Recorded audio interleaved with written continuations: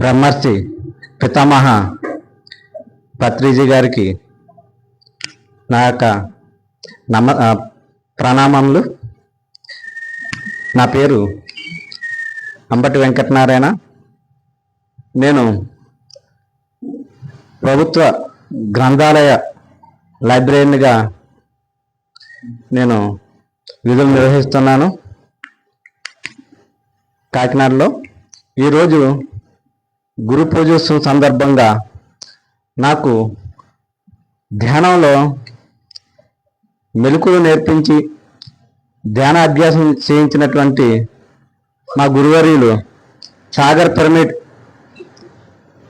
master అయినటువంటి గౌరవనీయులు పట్నాల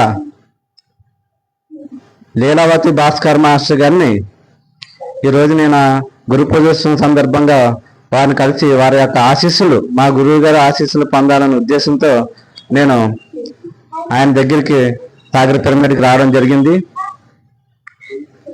అయితే ఆయన సమక్షంలో కోవిడ్ 2 సంవత్సరాలు కూడా మేము చాలా